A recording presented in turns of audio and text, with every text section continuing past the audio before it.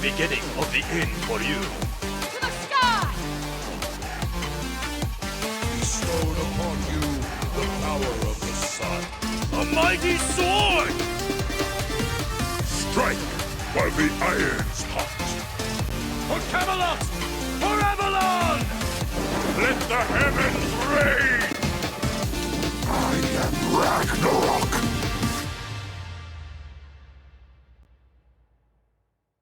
Hello and welcome to the SPL Season 9, Phase 1, Week 3, Heat 1, if Mifflin gets his way. I don't know, if you were watching the SEC, that one's for you. I'm not going to explain it. This has been very, very fun, competitive phase as so far. My name's Gormizer. Joining me again on the desk, it's Mifflin. And Mifflin, so far, not a single team has remained undefeated, which, we had mentioned it on Waiting Room, but normally, at this point, you have like one team that just hasn't been beaten yet, like 2 weeks of nothing but 2-0s. It's been a slog. It feels like that's the start of the last two seasons. This time around, a bunch of 3-game sets. Everyone's taking games off of everyone. It's topsy-turvy. The Leviathans were like 6th in the standings or something ridiculous. We can look at the schedule for it and see. You're saying 5th. I'm saying 6th. I'm pretty sure. I can't remember that. I just looked at it within the last 10 minutes, and but I I'm still saying can't 6 remember. too. So he's saying 6. We'll see how that one comes out. And of course, look at our schedule for the week. A lot of fun games for it. You covered a lot of those on the Telestrator that we just saw. The one that wasn't mentioned, the one that the voting is now closed for, if you were trying to vote for it in client, is the Valkyries and the Bolts, Mifflin. And this is one I'm very excited for. The Valkyries, I think, have just my excitement peaked because of what this team can bring. Later on today, we're going to be looking at the Leviathans taking on the Scarabs. Match of the week tomorrow, the brothers mid against each other, Valkyries and the Dragons taking each other on. It's the new kids on the block with a lot of veterans and Pagon on the other side. That is going to be very fun. And then, of course, the 3-set Sunday. Make sure you show up at 11 a.m. to see the Scarabs and the Titans take each other on that day before we get into the lengthy SBL that it is. And there they are, sitting a lot further down than you would expect. 2-2 for the Leviathans, your current reigning world champs. Right there below the Warriors, tied with the Dragons. A lot of teams sitting up at the top, 2-1. Kings currently with the crown on top. And so a lot of expectations that are going to be met. We'll see. I think the thing right now for me, Scarabs 1-2, where exactly they're going to get their next win, and specifically the Valkyries 0-3, when they're going to get their first win is on my mind. Yeah, and I'm not thinking it's going to be today, Gore. Not against the Bolts. Not feeling it here? They just beat the Levi's 2-0. Yeah, but okay, and there's no but when the 3-time falls and a 2-0, that's like news in of itself. That is news. Is that it? Yeah. It's news in and of itself. Okay, well, that's what we're going to be worried about there. The Valkyries, though, Mifflin, on the other side, they're the team that we kind of want to zone in on a little bit here. And specifically talking about where their strengths and maybe some of the weaknesses are. We've seen a lot of promise from this team. Notable, 3 guys now sitting in the studio. The rest have their visas and are on their way. So soon enough, we will have all of the Valkyries here to play. But as of right now, you can see, it feels like a growing number. It was just a couple of weeks ago when it was just Benny Q sitting there, completely alone. Well, he had the pictures. He had the pictures. I think we threw some mannequins next to him so he could hang out. But it's actually one of the 2 guys that isn't in that booth that we're going to be taking a peek at. Wowie, specifically, to kind of talk about, because Wowie has had a tumultuous couple of years in the SBL. You go back to last year in the SEC, looks really good, but you look here, a 0.8 KDA over the first 2 weeks, not exactly where you want to be as a carry. That's like the only KDA I've seen in my tenure as a caster that I have better than in my SBL career. That's a good feeling. Well, that's just this year. Hold on. That's just this year. I was going to say, give him some credit. His career is higher. Okay, well, you didn't have to put me on blast like that. But yeah, you're right to say that Wowie has had an up-and-down career back on Obey, struggling to find wins, drops down to the SEC, has now fought his way all the way back up to the SBL, and as in most recent interviews said, I was confused why he wasn't in the SBL. And, well, now it's the time to prove it. I think that his play style is still very similar to what it was on Obey, and that he is a much more reserved laner. I feel like Wowie is like that tried and true 2015 ADC, I'm not taking a play unless it's guaranteed. I'm not stepping up unless it's getting me a kill. I'm not taking a 50%er. I'm not taking a 60%er. It's got to be guaranteed. And that's when he finds his strides, which is why we so often see him you pick up double kills or triple kills around these early engagements, or have a very quiet laning phase. Those are the two versions of WoW. It's either big explosive play in the beginning and then it kind of peters out, or it's I'm going to wait until I can rotate in towards these objectives. I'm going to become that guy who shuts down towers, who shuts down fire giants, and be that pillar for my team. Very consistent, but maybe not the highest top end we've ever seen. Well, and I'd give him a lot of credit because I think that, we often talk about, like, there's some players that are out there and they're going to play for KDA. Vin is not one of them. He's like the opposite of that. He likes to dive and jump in there. But then there are some that want to play safe. They want to play a little further behind. It's maybe not an obsession with making their numbers look good. Maybe it is. We'll have to ask them about it, I guess. But I think Wowie is one of those guys that comes in for the late game and just plays the way he's supposed to play, does what the team needs. And maybe it doesn't reflect that well on his numbers, but then when you look at the team as a whole, and it does start to elevate their squad in a 5-on-5. Unfortunately for him, though, we actually had a highlight of him soloing Zapman, so maybe not unfortunately for him. He's going to go up against someone who's been doing it just as long, if not maybe longer, than Zap. It's going to be Bera, who is playing there on the bolts for the other side.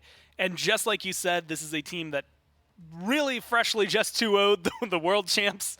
So this is something that is going to be an interesting dual lane matchup for the Hunters. Yeah, I think it is. Barracuda is reminiscent of Wowie in that he is another player that generally will play a little bit more passively, will wait it out, but in recent years has diversified his approach to the laning phase. Barracuda of 2015, 2014, 2016 isn't locking in Scotty and playing these aggressive dash-in, just get-in-your-face styles.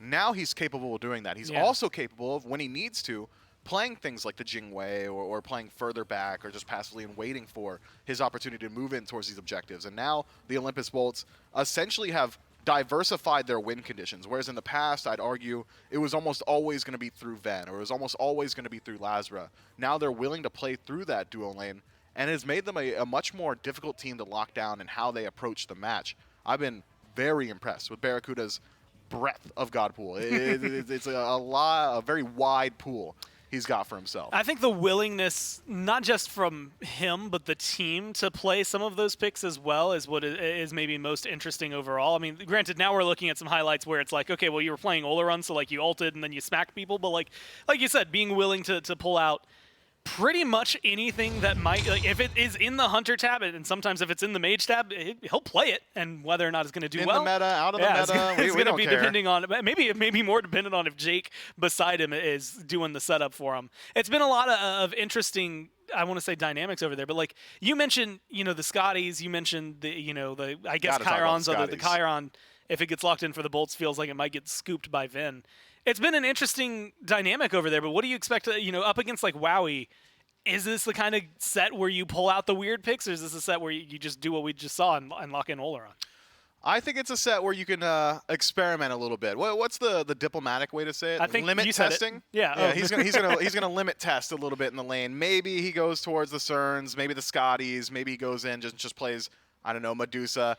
But it's Barracuda. He's ever the showman. Influence? I'm hoping we see something cool. I was hoping you were trying to influence. He's standing like right over there because we're about to do an interview with him. I was hoping you were like willing some of these gods into his brain. Like they're going to be in picks and bans. He's going to be like, Kern sounds really good. Why am I thinking about that?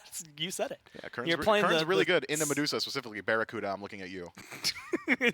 Well, hey, we've got Barra standing by, so we can ask him. What's up, guys? I'm here. Yeah, so I guess some of that. I'm going to ask you the important question to me. I wasn't here last week, so I didn't get to watch this, but you guys just came off a big win against the Leviathans. Yep. How's the team feeling about that? Really confident, but not like over cocky or like, oh my gosh, we can just like sit back and relax now. Also, going into the set, we don't really have much information on Valks, so we're having to take our picks and bans like one step at a time, and just kind of adapt as the set goes on. So just like I said, just because we beat Leviathans doesn't mean we're taking this set like any lighter at all, or like we're not studying as well. Especially because this Valks team, at least to me, has been like kind of surprising. They've been able to come into the league a lot stronger than I think a lot of new teams the league have ever been for the SBL. What do you think about like just their dynamic? They play the game, it feels like, differently. They have a very aggressive dynamic, a very in-your-face, we're just going to fight nonstop, which we like playing into those styles because it just makes for a fun match for us to play as well as just a fun match for people to watch. So it's just going to be like a brawl fest, I think, this set, and yeah. Hopefully it'll be fun. Now I'm expecting a high kill count. If it's like less than playing 50 Scotty. a game, Yeah. then it's where we're doing something wrong. I'm excited to watch this one. Hopefully it's going to be entertaining. Ever the showman, like Mifflin said. Thanks for your time, man. Good luck in the games. Oh, thank you. Bye, chat. Bye, chat. Hi chat, bye chat. Vera goes, make sure you get your snack. I know he likes the pregame snacks. He's always Yeah, eating bread. It's well, bread. we Don't were call it a actually, snack. what was it we were talking about recently? I think it was during the Bolts Media Day when we were asking about whether or not it was like, I think you had mentioned it for like the sugar that is in the bread Yeah. because like chess players eat like straight up sugar cubes. Yeah, Barracuda said he's going to spend the next part of the phase almost like imitating a horse. He's going to have just like apples and sugar cubes just ready to keep brain food. I like I do really like the idea of like one of the other Bolts players being like, all right, come here, Bear. Come on. Scratch his chin. He scratches his chin while he eats an apple. And there he is going to sit down with the rest of them. They seem relatively relaxed, though, Mifflin, and I think that this is, again, like you said, a set.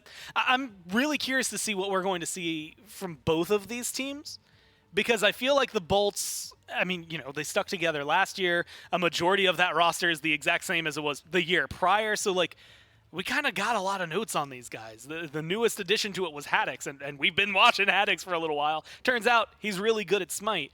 And while we got to watch what was the Winter Dogs, now the Valkyries on the other side, throughout last year in the SEC, it was a different style of play, different level of game. Things where, like, if they're playing a best of 3 in Game 2, you always knew Benicky was going to lock in Anubis because why not? They have a game lead. If he loses, they can just play serious in Game 3. And if they win, cool, he's got a great Anubis win rate, right? So no matter what, you got some fun things out of them. Plus, it was a dog, so Winter Dogs, it kind of went together. Oh, God. And you're saying, "Oh my God," to me, but like that's their thing. That's like Yeah, that's what they were yeah, doing. I That's the whole- know. okay, but then you going into the SPL, we haven't gotten that same air of them. Yeah, I think that it's something I brought up briefly on the first week of the Valks play. It's that it is going to be a culture shock for them moving from, hey, we were dominating the SEC to now, hey, we're the new guys in the SPL. Even if they do go up a game, I better not see them pull out the Anubis unless they legitimately think that's their best chance at winning. I don't want to see them going for these goofy, fun plays. The Valkyries are not allowed to limit test. They are not allowed to troll around because they have not won yet. They need to see just one go in. They just need to find their first dub, and I think that's when they're going to start to find their stride because we know that the Valkyries, when they're playing with a lead, are cleanly. These guys will do it to you quickly, and they will not give you an opportunity to get back into the game. It's whether or not they're able to consistently establish that lead. And I would argue, still one of the weaker teams at playing from behind. So whether or not that happens over the day, whether or not they've been able to alleviate some of those issues, yet to be seen. The guy on your screen there, and of course Wowie, who we talked about a little bit earlier, are going to be here soon. I think are going to be very interesting. Picks and bans game number 1. Valkyries will be the first pick team for this game.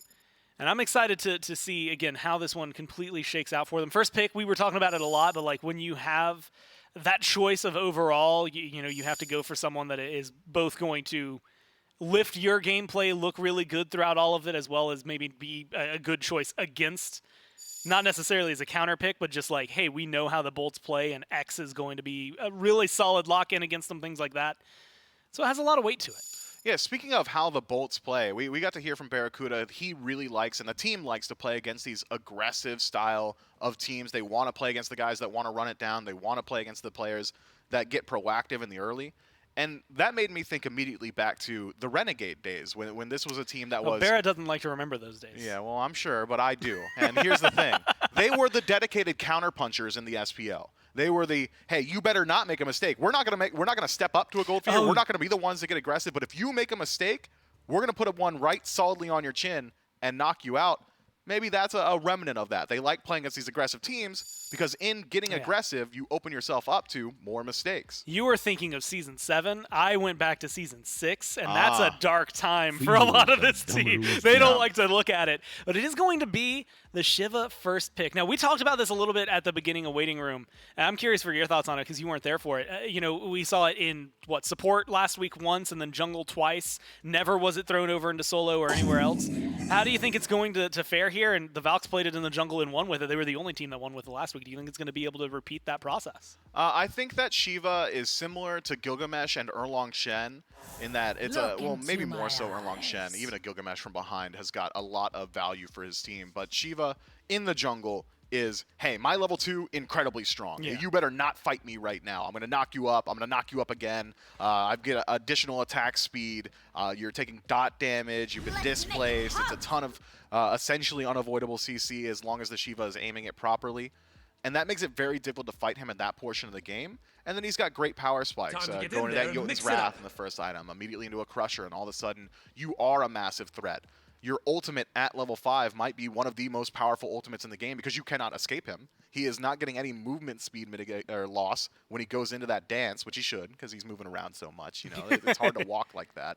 But he's consistently applying damage. He's CC immune. He's unpeelable. But if you don't establish that lead in the early, assuming this Shiva is going into the jungle, eventually that ultimate becomes weaker and weaker. It's very slow to apply that damage. At level 5, when you do 120 damage per tick, that's powerful. But at level 20, when you're doing like 200, 300 damage per tick, and every ADC's auto-attacking you 2.5 times a second for the exact same amount of damage and life-stealing, when mages are applying 1,000 damage to you from just one ability, that ultimate takes a major hit. It almost shifts up the style of gameplay that Shiva is allowed to play. He's no longer that in-your-face, I'm in your back line, one-shotting your mage. He's, all right, guys, there's not many opportunities right now. Can you maybe go in there and take some poke? I'll heal you up, I promise. I'll give you some mana back as well. And he has to become that facilitator for his team. So a lot of onus on the Shiva to perform in the early. So from like the destroyer to like just a real shy guy. Just Yeah. like, oh man, do we want to do this? Nox locked in alongside the Medusa and the Cthulhu for the bolts on the other side. Mifflin, this is something I was actually talking about it. I think I mentioned this to like Trelly, but this shows a lot about like my dynamic with Katie because Katie's my wife for anybody watching. We're on vacation in the airport flying back, and we were talking about Nox like as a support, and I'm so jealous. it sounds like I would make that up, but it legitimately we were sitting around and we talked for 30 minutes There about better be Nox. something about this, man. And it's you better not just be because flexing. I'm not just flexing that I have a wife and that we were talking about SMITE. And you No, share a great passion. Yeah, that's awesome, dude. Good for you. What ends up what ends up happening is the discussion, because I think we were watching. It was I had glimpsed in for a Bolts game that was happening last week, and it occurred to me how good she is as a support when it comes down to it. I mean, you've got lots of CC. Your ult quite literally makes them deal less damage. Yep. The only thing that she's truly missing is the health bar to match a Guardian. Like, other than that, a lot of what she brings to the table is what you would want out of a support next to you. Yeah, but a lot of that CC is conditional. It's a silence on the ground that you can walk through. Shadow Lock, generally single target, and that ultimate is body blockable. So if you're aiming for a priority target, maybe a tank can get in front of it. I will say, though, it was probably the funniest comment I've ever seen come from chat. And I'm not aggro, and here's how you know it. I'm going to give some props to chat. Oh. Some Olympus Bolts fans said, oh, no, we're the bad guys. We're, like, rooting for the Nox players now. And, Are we yeah, the baddies? Yeah, they're right. Yeah, you guys are the bad guys. So hold that. You're telling the Bolts fans Yeah, you're that bad they're guys. the bad guys. You're rooting for the villains. Yes. What's going to happen to your Twitter later? Well, a lot. They already don't like me. Send Mifflin a message about why you're not a bad guy. I want a thesis statement. Here's your homework. 3 paragraphs, every one of you, into Mifflin's DMs about why the Nox is okay and they're not the bad guys. Locked in alongside that, he wasn't even paying enough attention to realize that I'm trying to flood you. Nemesis gets locked in here for Lasbra. And that is a pick that we've typically seen going kind of counter to the Cthulhu. With the Shiva locked in and the Achilles locked in, didn't feel like they had any wiggle room for the jungle. But how do you like the Nemesis into what the Valks have now? Already, you've got some decent targets for the ultimate. Achilles one that's going to struggle against Nemesis ultimate late game, especially once he decides to don that armor. Geb, to a certain extent, largely easy to lock down. That's slow, going to be massive when he uses rollout until that CC immunity kicks in. Shiva's like one of the most slippery warriors in the game, so probably not going to do a whole lot against him, and he's got large channeled CC immunity. So Nemesis, I think, more so is just here to really make that Nox combo super obnoxious. It doesn't have to be Shadow Lock inside of Silence. Now it's Shadow Lock plus you're getting Viper shotted, and also you didn't have any defense because Nemesis hits you with a lock-on ultimate. That is a disgusting combo from the Olympus Bolts. And an unorthodox pick from the Valkyries. Yeah. Shiba Lanke picked up. That's got a super, super poor matchup into Nox specifically. The thing about Shiba Lanke is that, sure, yeah, you got CC immunity on the dash, and that's awesome. But it's CC immunity that has a whole lot of pre-fire frames before it. You can react to the sound cue and cripple him with a Whirlpool, you've got his cooldown. Now he's got no dash, and he's an ADC in your backline. Or you can throw out the silence. That silence applies immediately. You silence out the beginning of that dash, all of a sudden he's just an ADC in your backline. This is a god that also lacks CC immunity built into the kit, which is going to struggle against things like Cthulhu, who's constantly knocking you up, Nox, who's got the Shadow Lock, or even just some decent Krakens from Poseidon. I'm not a massive fan of this selection for the Valks. Now, this is probably getting into the realm of wild, but I'm going to ask you anyway because my brain decided to bring it up. Soul and Xbalanque on the same team. 9 times out of 10, not even 9 times out of 10, 999 out of 1,000, you're probably going to see Soul in mid, Xbalanque in duo. With Poseidon on the board against the Medusa, you just talked about Xbalanque versus Medusa. Soul feels like she has a pretty all-right matchup into Poseidon, but is there any reason, any world where you could see trying to pull an old swapperoo and send Xbalanque mid just to save that matchup? No, because Whirlpool, like, right on the Whirlpool beginning of also kind of screws him, huh? It's super hard for him there. He's also going to be struggling. He's not going to have fun this game. Well, he might be. If he pulls a lead, Xbalanque's got great power stem. The branching bola with the change to Death's Toll most recently, now giving you mana again, means that he can essentially keep that constantly toggled in the lane. So pressure there, 1v1 potential is there. But did you hear what I just heard? Yeah. That Xbalanque is going mid. I don't feel like an idiot anymore. I just don't love it, man. It's got to perform. When you're doing wild stuff like this, it's got to perform, and weird stuff is the MO of the Valkyries. Well, so let me ask you this then. If we know that that's the matchup, you mentioned the Whirlpool. Yep. Pretty hefty cooldown on Whirlpool. Like admittedly, kind of hefty cooldown on the dash as well for Xbalanque. But same cooldown, I think. Theoretically, when Geb comes over there, you'll have the shield. Do you think that small interaction that is maybe damning for the Xbalanque comes up less often than any damning interaction that he would have had up against like the Nox Medusa combo in the duo lane? I think it's going to be pretty consistent because eventually that's going to be a Nox Poseidon lane. You're right. It's going to happen no matter what. Yeah, eventually that Nox You're is not going to get your way. No, I would argue Xbalanque probably has a better time in the actual dual lane because eventually that does become a 1v1. People have to make a dedicated decision to rotate over towards the long lane, whereas by rote, the majority of the game is played through mid. That's why we call it the 3v3. Xbalanque has great scaling, though, and will shred a Cthulhu in the late game if he decides to go that tank shred style. I'm not confident. Yeah, we've had a lot of metas where hunters have gone mid and things like that. I am struggling to remember a Xbalanque mid game. I guess we get to see it here in game 1. Valks taking on the Bolts. Trelly, I've got some good news for you. Good news number 1, it's Friday, and that means the SPL is back. Good news number 2 is I just downed a whole cup of coffee. So we're feeling caffeinated and ready to go for the Valkyries versus the Olympus Bolts. Benny Q playing X-Ball mid.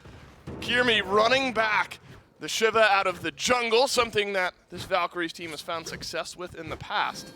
But let's start with the mid, Trelly. And that's, this is a pick that maybe specifically because of what the Bolts had drafted. Right.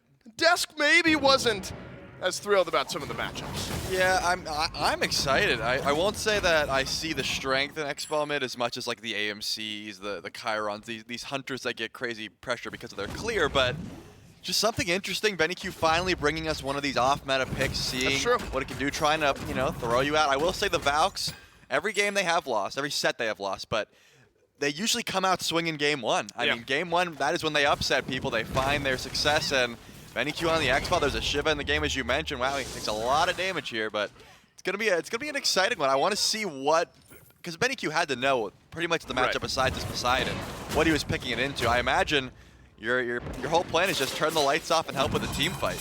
Yeah, and when you're leaving your mid lane pick till last, you're hoping, to your point, Trelly, that you can get it into a matchup that you're wholly comfortable with. But some interactions between Poseidon and X-Ball make things interesting. Already saw some damage make its way into Wowie over here in the dual lane.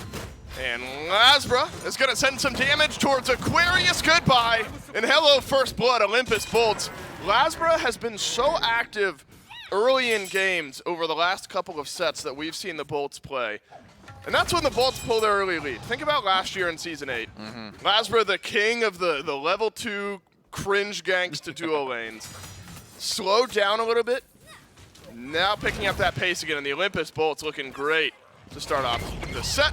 start off this week in the SPL. Yeah, I'm loving this new playstyle out of Lasbra. Not new, I guess, finding the Bringing it old back. That's playstyle, right. if you will, because there was a bit at the beginning of the season where he was playing those Guardians, those slower paced jungles, and I wasn't seeing it. It wasn't meshing for me. Now, though, he's playing like a man possessed. He's able to find these early kills, get his team ahead. Last person looking very solid against the Leviathans when they 2-0'd them, and now already finding first blood.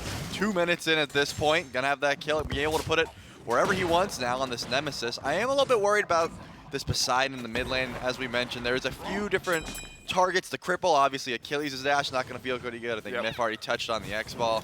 But the stone shield's going to be annoying, and a lot of CC immunity trying to avoid that knockups in this Shiva pick. So it's going to be hard to get these Krakens off. You got to make sure they're picture perfect here. Yeah, because we really have seen the best and the worst out of Poseidon in a lot of SPL matchups, and a lot of very important SPL sets as well. You know, think of Worlds matchups where we've seen this pick, and might be the epitome of hit or miss. I mean, that's such a, it's like a catch-all phrase we use about some picks at the SPL level. Poseidon might just be it, as Gamma is rooted in place, takes a lot of damage from Barracuda.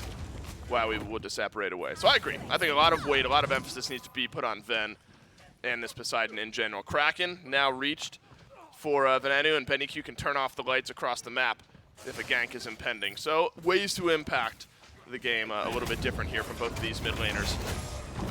And we haven't talked much about the duo lane just yet outside of some early scraps, but I think that's where, over the next couple of weeks, of course you want to lean on BennyQ. And Gamma and Wowie, and getting their visas, getting here in studio will be amazing for this team. I think you'll see some growth and some improvement in that regard. But I think that this is an area, over the course of the entire season, where the Valhalla Valkyries can really make up some ground. Getting Gamma and Wowie onto a consistent pace, right? And get the wheels turning here in the duo lane is really going to help out the Valkyries in the long run. Yeah, I think Gamma has been playing pretty well in that mid 3v3 fight once he rotates away, but you're right to say that Wowie needs to get off to a better start, I would say. Usually sitting in this lane pretty far back, does find those individual solo kills every once in a while, but yeah, he does need to just, pick up the pace, I'd say. But right now you have a Geb on your team. You probably are not wanting to get too aggressive, especially on this Soul. I will say a little interested in Ven's build, because when the Bolts were here Media Day, they were talking about Poseidon is this hit or miss character. If the Kraken's not on point, you're not doing that much damage. Hold that thought. Could be a good hit here onto BennyQ, who's taking the ultimate from Lasbra. Ven holds onto the Kraken. BennyQ has to use the beads. Well, that's a blink back in from Kirmi. Double knockup and double pull in. It's because Cataclysm's right there on the other side as Kirmi runs down Venenu, and the Kraken will not be enough. How's that for a reinitiation? The Valkyries bait in the bolts, turn it around, and Kirmi now evens the score. Yeah, you have so much CC on that Poseidon, but Shiva doesn't really care. He's CC immune for the whole time in that dash and the ultimate, so you pretty much can just avoid the knockup of the Kraken, and if that damage isn't enough to kill you, then great return kill. Also, Gamma making the rotation over solid Cataclysm just to make sure that they get that kill there. But as I was mentioning, if the Kraken isn't enough damage, people have been going for this. We're going to max the Trident. We're going to max this second ability, and we're going to get this Eye of the Jungle, get some attack speed, and try to get more of our damage out. I'm curious if Ven is actually going to max that second ability as opposed to like the Whirlpool or the Tidal Surge, and just say, hey, even if this Kraken is off point, it's going to be all right. Not going to be the option this time around, is putting his points into the one, but maybe late game, get some cooldown online, get some movement speed, and then your auto attacks are really going to be trunking. Kind of a pseudo ADC in the mid lane, if you will. There's still value with that early on and helping out laning just a little bit. So the Olympus Bolts, they get first blood. The Valhalla Valkyries answer right back, and we are back to dead even. 5.5 minutes in, experience in gold. Depending which way the waves are flowing, will go one way or another. So it feels like both the junglers now have a say in the way that this game goes. Kirmi dashes back in, despite having Lasbra's ultimate on top, but Lasbra smart and turning back around. And how about how active Gamma has been in the last couple of minutes of this game? The rotation from duo to assist in that mid lane skirmish on the left side of mid, and now just mirroring BennyQ and Kirmi and kind of escorting the VIP out. Lasbra does have Blink, but without ultimate, would take maybe a couple rotations, a couple auto attacks to kill off Kirmi, especially with Gamma there.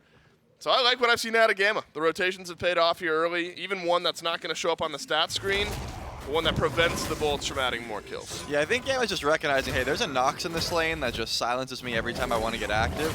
As Aquarius is going to have to do some juke in here. Lasbro does have the gank available. Aquarius doesn't have his dash, has Fatal Strike, but you're going the wrong way there. Haddix gets the last bit of damage, and it's over on the right side of the map this time. And yet again, rather, it's over on the right side of the map as Aquarius off to an 0-2 start. And we so often see this pick. I'll hold this thought as BennyQ and Gamma They don't deciding to see which path Venenu is going to rotate through. The Kraken does some good damage, and Barracuda has got the last bit. A nice slow connects with the Petrify as well. Lasbra has ultimate, and that goes down onto Kirmi. The Mire slow Shiva down, and Lasbra claps him to the grave. 7 minutes in, and 3 more kills over the last few minutes for the Bolts. That's a 5-man rotation, but it's made possible by Lasbra saying, hey, we're going to go right. We're going to get rid of Aquarius, so there's no sort of fear of you pushing the wave over there. Wowie just sits in lane and collects farm. Barracuda makes the rotation as well. Now it's 4-1 at this point. A huge play by the Bolts, just recognizing that they have pressure because of Lasbra's ganks. Jake makes the wraparound and just catches Gamma thinking they're trying to set up a gank on a Ven. No wards available. Got to make sure your vision's strong if there's not only a Nox, but a Kraken on the map. Yeah, I'm always going to be intrigued when Jake plays some of these more unique styles of picks. Because the famed tier support, we haven't seen it in a while, but like that style of like aggressive in-your-face pick is what we know Awesome Jake for, and Nox more obnoxious CC lockdown, and so it's always fun to see how this team and Jake synergizes with this style of pick. That's just a nice rotation play regardless of the support pick or not from Awesome Jake, and a nice Kraken from Ven. Connects and helps the Bolts fight a little bit more here in mid. Aquarius, use that dash. You're going to be in some trouble, my friend. You might be anyway. Dash, Fatal Strike, all of it's caught out. But Aquarius won't be tower dove. I'm not sure Lasbra and Haddix are on the same page there. Surely there's enough health between the two and Descent into Madness, but Aquarius will live. Yeah, I really thought the Descent into Madness was going to come through them. Maybe they just didn't have eyes on Kirmi. You didn't know if the Shiva would make the rotation over, and you don't want to dive tower. But, I mean, Lasbra had a really clutch block on that Fatal Strike. I think that pretty much confirmed the kill there, but Aquarius lives another day. Does have the teleport available. Both of these solo laners do, so anytime they will get poked out and no gank occurs. Not the biggest worry. You just get to come back to lane pretty freely. Jake, though, has been sitting in this duo lane pretty much all game. Whoa, it's Kirmi over on left. Barracuda CC'd to hell and back. Should be a kill here onto the Medusa. Barracuda extends his life a little bit. Allows Awesome Jake to send some damage to the Valhalla Valkyries way, but now there's a rotation for BennyQ. Over from mid, Venenu is here as well. That's a good collapse from the Valkyries. You're seeing these proactive plays from the Valhalla Valkyries. Despite being a bit down in this game, Kirmi remaining active on the map, Gamma staying active with the jungler of the Valks. All of that has worked out so well and really keeping this game from getting out of control. The Valks have given themselves good opportunity to get back into this game, but if Lasbra's going to remain active in the same pace that Kirmi is, the Bolts are ahead, and Wowie now dies off for the first time this game. Soul going to have to watch from base for the next 20 seconds. Yeah, I think it's really just Smite 101 what the Valks are doing here. You see Aquarius again ganked in right, you go left, but Jake was a little bit too far up. Barra gets caught out, dies first transgressions, but then Lasbra just comes back over there. Stayed a little bit too long. Wowie doesn't get his purple buff, gets the counter gank, but it looks like Kirmi is going to try to help out over here. Not really looking for anything just yet. They don't really have any fight potential. I don't think anyone is going to be killing this Cthulhu for at least a little bit. Looking at this Witchblade Jadem start that Haddix has opted to go for here. So looking to be very tanky against both the physical solo and jungle that he's up against. But yeah, I just think if you recognize that Lasbra is going to be pushing right, you look for the counter gank on left. They find it. They just stayed a little bit too long, even though, wow, he was only going for the purple buff. Right now, Lasbra's 3-0, level 12. Gonna pretty much be able to 100-0 you at any point if he finds you in the jungle like that. And Haddix will be in a good spot with this Witchblade going into a fight up against BennyQ, up against Wowie, with the aura on that item slowing down some of that attack speed. And so BennyQ is curious the way that this build would go for him here out of mid. Transcendence into Aussie. Maybe nothing surprising there. You drain mana somewhat quickly early on this character, so you get a little extra here with the Transcendence. 0-2 start, and so we were wondering how some of the mid lane play, especially between an X-Ball and a Poseidon, would look here between the Valks and the Bolts. And despite a lot of fighting happening around mid, BennyQ has done a good job of staying alive here so far, and so we're going to start to hit some of those power spiky items, start to get a little bit more spooled up. And the Valkyries know that, you've got a Soul, you've got an X-Ball. Later on in this game, those 2 carries are really going to swing. Yeah, looks like Jake might be getting aggressed upon here. Oh, Gamma yeah, makes a there's Gamma. rotation around. Jake throws out the ultimate, CC immunity helping out, and the silence, but look at all of the lockdown that Jake can provide. Lasbra counter ganked over towards mid as Kraken will do all but kill off Kirmi, and the sustain in the ultimate from Shiva will keep the Valhalla Valkyries jungler on the map. Can't say the same for Gamma though, because here's a rotation out of solo from Haddix. And the chase down begins. It's eject button smash for the Valkyries. Aquarius around the backside though has gotten a kill onto awesome Jake. Haddix will make it a double. Fatal strike, final charge out from Aquarius, and a 2-for-1. Actually not that bad, but Lasbra goes back in. Makes it a 3-for-1, tanking up the tower, and the last tower shot closes up that gap a little bit. A little bit too much there from Lasbra. Far, far from lopsided, but the Bolts technically get the numbers advantage. I don't blame him. He had to be feeling himself on that one. Gets the blink, finishes off the kill. You're 4-0. Might as well go for the auto attack, cancel on the shield, and try to just finish off Aquarius. Of course, you are giving the Achilles a pretty decent shutdown kill, but you might have died anyways. You were pretty far there. I think that maybe Kirmi could have joined the fray and just caught him out if he was. But I mean, you're behind tier 2 tower. It would have been quite the juke shoes you would have had to put on, because your team's not going to help you. They're on Gold Fury right now, so not too upset that Lasbra went for the double there. But we'll be going into the hi-rez now. So much gold on this Nemesis. I mean, he really can itemize any way he wants to. You're looking at the 2 squishy targets in the Soul and the X-Ball. Of course, Kirmi gonna have a fair bit of healing on this ultimate, so I wouldn't be surprised if we do see some anti-heal come out, maybe in the form of Haddix going into a Pestilent. I mean, I don't think it, maybe just because Shiva's so new, people aren't putting the stock in that anti-heal just yet, but it is a fair bit late game if you're going to eat the full brunt of that healing. Yeah, there is some variety in that ultimate. Do we value Shiva's ult at this point just as a pulse heal, almost like a better meditation in a way where, of course there's some damage, things like that to come out of it, but in your mind, is the utility of that ultimate really is like a team heal in a lot of these fights? Well, I just saw Kirmi get out with like 1 HP, eat the Kraken, and then heal up. So that it was fresh on my mind. I was like, he just got out because of healing as the Bolts get away that Pyromancer. Kirmi might be in some trouble here. Could be, as the Mire won't connect for the root. And Kirmi will be able to walk forward. I think Kirmi has played this Shiva well, not only in this set, but we saw the Valhalla Valkyries find a win with it out of the jungle in previous sets as well. So the gold lead, here's a problem, Trelly, is yes, the fights haven't been horribly lopsided. It's a 4-kill differential, but all of the neutral objectives on the map have gone to the Olympus Bolts. And so 4,500 gold, 5,000 experience is the deficit that the Valhalla Valkyries are looking down right now. So the scrapping has been good, and this has been some of the shortcomings of this team, at least at the onset, where like, yeah, you can fight well, you can scrap well, you're not losing these massive team fights. But doing it at times when the opposing teams can take away so much has been an issue for the Valkyries up to this point, and that's what's rearing its head here in game 1. Pyromancer to the Bolts, Gold Fury to the Bolts, lots of neutral farm, towers, all of that to the Bolts. And so a hefty gold lead has been built up here.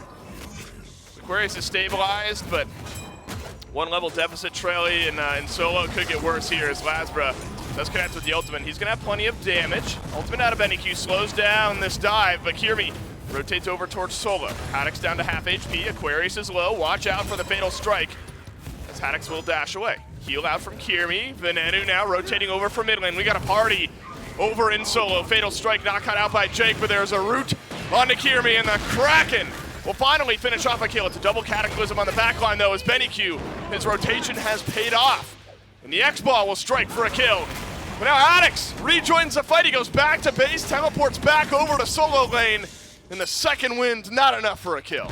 Aquarius doesn't have that ult available anymore, won't be able to get any of these executes, but wow, he just rotates mid and gets the tier 1 tower. Barracuda, he hasn't even left lane. He might be going for the tier 2 here, recognizing that no one can possibly rotate over in time. It's going to be quick, but I think, double ADC running down, I'm probably going to be able to stop him here. Not too much damage right now.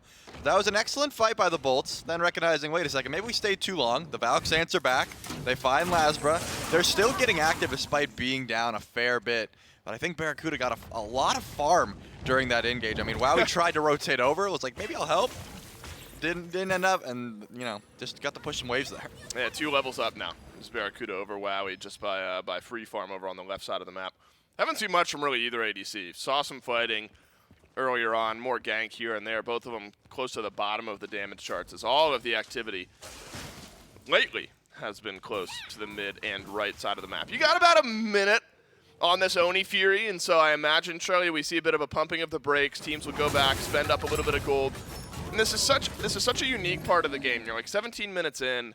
You've already mentioned where the gold lead is, right around 5,000 for the Bolts. It's right in that weird territory for the Valkyries, where you're really debating what is and is not worth fighting over as far as objective goes. Like, I imagine you have to step up to a Fire Giant, but how worried are we about an Oni Fury here in 30 seconds? Because Bolts will probably feel just fine. Might not be able to answer that question if you lose someone in mid, but it's like the Valkyries will be able to take a 5-on-5 if they want it. Yeah, I think there is some steal potential on this Gold Fury event. Isn't going to drop the Kraken if he just respects that, hey, maybe someone could just post up and try to steal this away. I mean, Supernova's decent for it, but yeah, the Kraken is definitely going to be your best confirmed tool right now. So stepping up to this Oni Fury, you better be looking for the team fight, or you better be looking to disengage after the fact. The Valks, though, they do seem sort of confident here. They're showing face, they're here, but not too far up. Yeah, they're on their own side of the jungle for the time being, but at this point, what part of the map is the Valkyries, really? Not much of it. BennyQ wailing away on the front line, though, with the Olympus Bolts on the right side of this fight. That's going to be a big slow from Lasbra, and the Kraken answers the call. Venenu's got a double kill. Then the Olympus Bolts now running down the Valkyries. Wowie, he will crumble as well. The carries for the Bolts capitalizing on some fantastic setup from the front lines. 3 for none. And we'll take this Oni Fury to go. Yeah, they just grouped up in that small little corridor. That was a massive crack in there. They weren't scared, to be fair. They really did try to defend that, but look at this team fight recap. I mean, just so much damage from the Bolts there, making sure that, number one, we're going to get the Oni Fury, but number two, we're going to kill 3 of you. And they probably could have chased, but they wanted that objective. Yeah. Just making sure, you know, we don't need this deicide when we get the Oni Fair. We can get this Goldie that we already have, climb it to an even higher level. But the Valks, they did try to fight. They weren't looking for like, hey, we'll just go for a steal. I mean, that was a Blink Cataclysm. That was an engage from Gamma. Just the itemization, it's just not online right now for the carries of the Valks. BennyQ is doing decent damage with the kin sides, and I know Wowie finished Telekines there and has some form of percentage pen in the Typhon's Fang, but it's just going to be way too difficult to kill the frontliners right now for Bolts. Now, I don't want to be dire here, Trelly. We're only 19. I say only. We might be getting close to the end of this game. Do you think that was like the fight for the Valkyries? Obviously, anything can happen in these SPL sets. The Valkyries are a very good team and proved that they can compete here in the SPL. Was that it, though, in your mind? Like that's like the big fight for the Valkyries. Now you're looking at an even bigger deficit. You're around this Fire Giant. Again, anything can happen. You always have to set the stage. But it feels like that might have been the Valkyries saying, let's try this one last big team fight and see what happens. Yeah, I don't think they had to throw all their cards on the table there. Probably could have just let someone split push. Maybe Wowie, for example, only level 15, now 16. Just say, hey, get some farm. Maybe we get Pyromancer when they get this Oni Fury. The Fire Giant is going to do significant more damage, as it looks like here we might be getting caught out here. Jake just doesn't take much there. You know, that's a little bit of poke from the Valkyries. Not a full-on commit, and so not sending too much Jake's way. When you're 20 minutes in, you got to confirm that the Bolts have Nimble Rod up to Hootie completed for Venenu. Fun upgrade on that item. Barracuda with some crit in that build. It's going to shred down these objectives as well. I mean, Olympus Bolts might not even need to think twice. I mean, Pyromancer's going to go down fast. Could there be a collapse, though, over here onto the solo lane? This Tier 1 tower is missing an Aquarius and Wowie, being chased down by all 5 members of the Bolts. There is going to be a collapse on the right side of the map. Wowie is an afterthought, as Lasbra has found the first. If you're hoping to contest your Fire Giant, you can't lose your carry before the objective has even started, and the Bolts have all 5. They might double back for fire. Yeah, your best steal combo there is now dead. Obviously, Wowie not doing as much as a Kraken, but the Supernova was your best option here, as Haddix and Jake just stand here menacingly, zoning everyone away. Whoa, Ben and Barra just get it for free. Oh, no! Oh, Barra, it's brutal. Barra's died twice this game. He's just giggling. Yeah, but look, that's how you, when the game state is, they might still win a fight after the fact anyway. Who needs Barracuda? Pyromancer will take 1. That's only 1 of 2 deaths Barra has faced this game. Lasbra is on a warpath, and he will walk into the back line of this fight and make some damage happen. Kiermi sending out the heals, but the heals won't be enough. There's a root out of Awesome Jake on the Gamma here as well. Gamma will survive on the other side. Little Techie healing might have helped out there. This would be a lot easier for the Bolts if they had their carry, but Pyromancer had to strike for some blood. Yeah, it definitely would be easier, but this is the one chance the Valks really have to try to get some Fire Giant buffs off of the Bolts. I would say once they group as 5. I mean, that was their best option, and they still lost Kiermi 4v5. They didn't even try to chase that, so I guess they feel like, you know, maybe this is our opportunity to get farm, but I feel like if I'm the Valks there, I'm probably chasing them all the way to base, trying to get at least one of these buffs off, trying to find an avenue back into this game. It looks like both Tier 2 towers are going to go down, the last 2 on the map. Yep. And the Bolts are able to just retreat here. They don't have to stay, but Benny Q is up at the back camps? Yeah, Benny Q's trying to make a play happen here. He does some good damage to Venenu, but has to dash his way on out. Had the Stone Shield. Barracuda's back on the map as the Pyromancer's sacrifice was well spent. So now at least you don't have Fire Giant on Barracuda. A small win for the Valkyries, but not one they really had much of a say in. As the Bolts will go back, spend up some of this gold here, Trelly, and with all 3 Tier 2 towers off the map, all 3 Phoenixes are open. The Bolts have the easiest time to maximize all of the Fire Giant buff that they have here. And I'm wondering how good this Valkyries Phoenix defense might look, because this is kind of their last hope. Yeah, it's going to be difficult. I mean, looking at the builds, we got Seer of the Jungle and Nimble Rod to Hootie for Ven, obviously. Kiermi is getting kind of beat up just by Awesome Jake right now. Haddix is going to make the rotation over, and he has to dance away. Yeah, if you lose a team member here, there might not even be a siege. Kiermi won't end up dying off, but a Descent into Madness from Haddix keeps things interesting. Backpedaling away desperately are Kiermi, or Wowie rather, and Aquarius, but it's a double knockup from Haddix to keep this fight going, make it another one. As Wowie is blinked on by Lasbro, Haddix will get the last bit of damage after the Aegis times out. Kraken onto Gamma, and Venenu has got the last bit of damage this time. As 2 members of the Valkyries, it's the duo lane who crumbles, a combined 0-9 from the Valkyries' left side of the map. And now there's only 2 Phoenixes left. Yeah, I'm honestly surprised they're not even just going to the end, looking at how much damage they have. They will be able to try to find another pick here as Kiermi blinks in. Yeah, I think this one is going to be over shortly. Aquarius barely surviving. The minions might just get it done. Benny Q has to go back, clear up the wave. 15 seconds without your duo lane. 55 seconds left on the Fire Giant buff. Kraken 50% of the way back, but all 5 members of the Bolts walk into the Titan room. And the Valhalla Valkyries, they put up a good fight early in this game, but Lasbro, Ven, and the rest of the Bolts just too strong. Pyromancer assistant notwithstanding, the Valhalla Valkyries will fall, and the Bolts take game 1. Yeah, 50% of Barracuda's deaths were 2 objectives that game. He only died twice, but I think this whole game just stems from how active Lasbro was getting early, able to get this massive lead for Haddix. I mean, every time I see Haddix on this Cthulhu, I think, who on the map is able to kill this monstrosity? And so far, the answer has been no one. I mean, they both finished. I mean, Haddix was undying. Lasbro obviously did fall, but still got a crazy lead early as well. I suppose that's why you pick the Achilles. You hope that the Fatal Strike will do something. Yeah. But Lasbro was just way too active, I feel like, Trelly, early in this game on the right side of the map. The Nemesis was looking great. The Bolts looking great. Pyromancer also looking pretty great here. Game number 1 over to the Olympus Bolts. We'll take a break, see if they can run it back in game 2. Coming up next.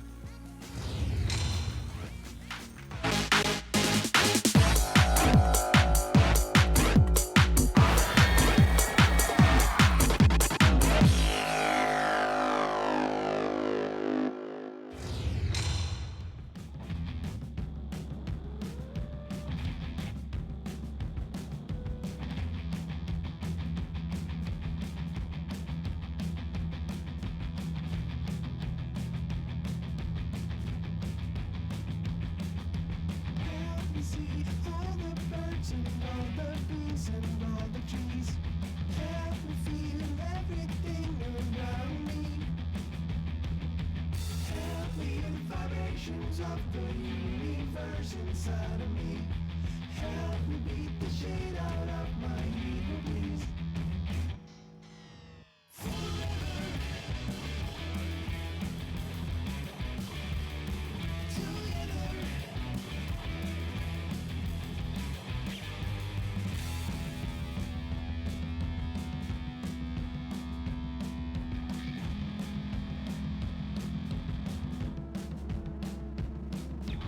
Wash me now in the blood of the Lamb and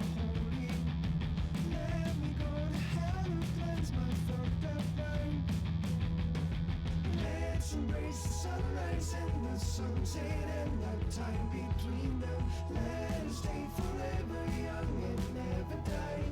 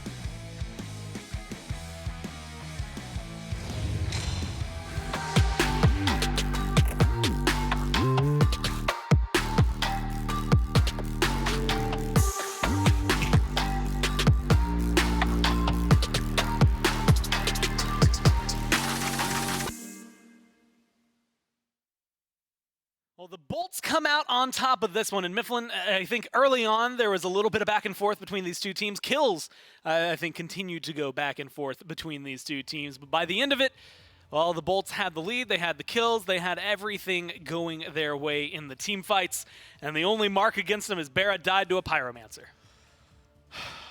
My whole analysis for this entire death segment. And I just said it. You just immediately, man. I'm sorry. Here, I'll take all that back. Chat, I didn't say anything. Pretend I didn't say anything, and all those beautifully smart words came out.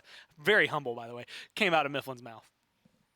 Yeah. So the Bolts had everything going for them throughout the entirety of this game, except for when Barracuda decided to, after fully doing a Fire Giant, to go ahead and just die to the Pyromancer immediately afterward. But the concerns that rear their heads that we had in P's and B's, well, they were true. The Shibalanke in mid didn't really get to do much. Wowie plays generally pretty passive in lane, but eventually the lane came to him and has a tough time over there as Smite well. was definitely happening at him. Yeah, this is a tough one for the Valhalla Valkyries, who come at this match with a pretty unorthodox draft, and it simply does not work out. And that's, again, some of that culture shock, I think, where the Valhalla Valkyries, had they done this in the SEC, it would have been a bunch of players saying, oh, I don't know how to deal with this. Some of these picks are really starting to work out for them. And then with a lead, this composition that the Valkyries had probably would have dominated. But how do you establish that lead if Kirmi isn't getting off to a roaring start? How do you establish that lead when your mid laner is getting consistently out-pressured on every single fight? By the time we saw a true 3-on-3, 4-on-4, 5-on-5 engagement, even though the Bolts had the kill advantage, I would argue the macro farm was so much in their favor because they had so much dominance in mid that it simply did not matter. The hand of shame. And Vin's just laughing. Everybody else stone-faced in the Bolts room. Vin let himself have some fun in the middle of it, specifically to laugh at Barra. 2 deaths. At least one of those is PvE. Dude, Barracuda's KD, man. Oh yeah, that's he's on my your fantasy team. You're right. play. He's How's like, your fantasy Mifflin ain't feeling? winning 3 weeks in a row. Oh no man, way. I should have looked at Vin's KDA because he that's important for me. 6-1, He's my I mid believe. laner. 6-1. Oh man, believe. that's sick. Vin, I will actually give him a lot of credit. You know, last year we were talking about it. A lot of like plays. I don't want to say questionable plays because they weren't questionable. He would just dash forward. It didn't matter if he died. If it meant that for the team it was going to be better. It might not be good for fantasy, but it is good for netting wins. Yeah, and but we're this playing year fantasy. he's been doing a lot better for fantasy, and I haven't seen And also winning. I have seen some of those plays, but yeah, he's been winning without the unnecessary sacrifices sometimes. Yeah, the Olympus Bolts have just been a team that has been constantly iterating on themselves and have been constantly improving. You could see that the mentality. I think the Olympus Bolts probably have the strongest mentals in the league. These guys are steadfast. In losses, it's smiles. In wins, it's smiles. They are always ready and looking forward to the next thing.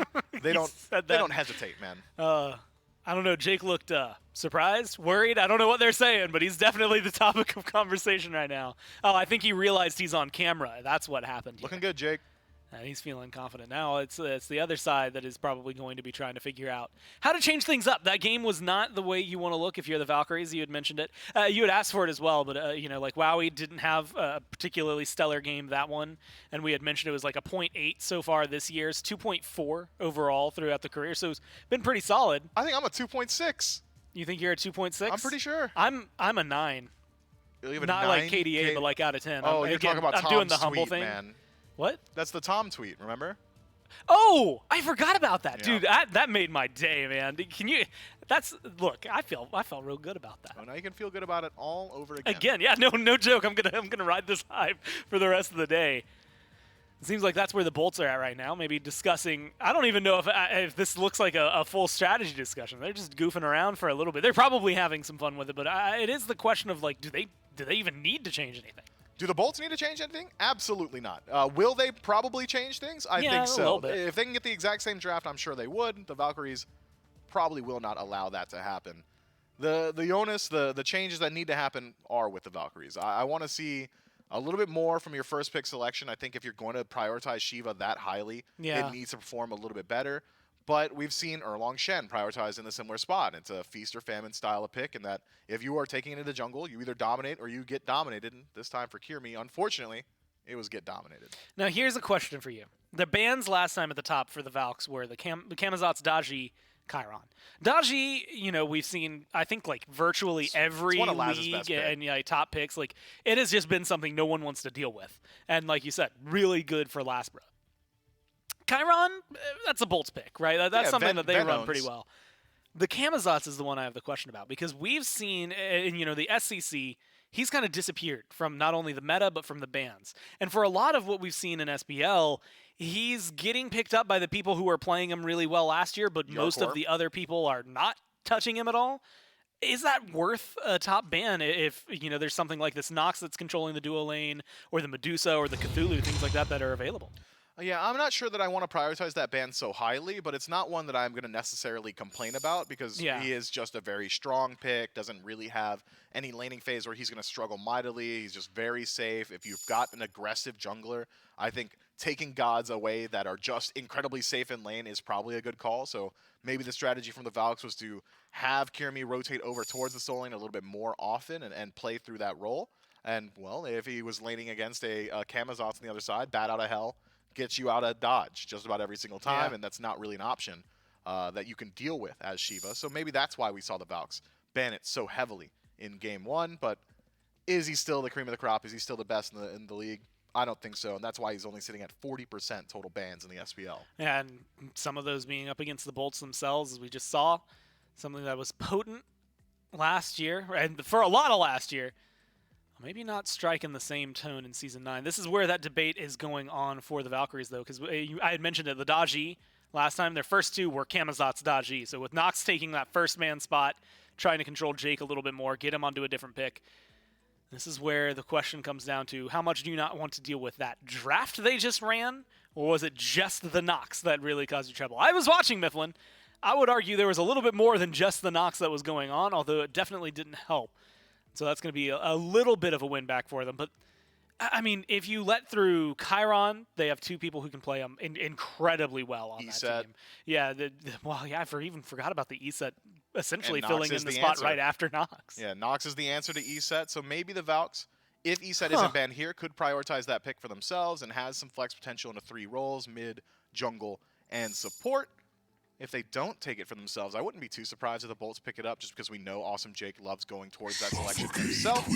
But the Valks will target out a piece that was integral to the Bolts team fight in Game 1. Cthulhu taken away.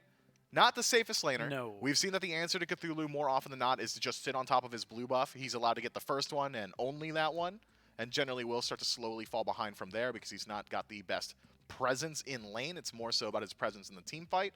We'll see if the Bolts decide to play around that. But I really want to see the ESET, just because I said it. Just because I said it.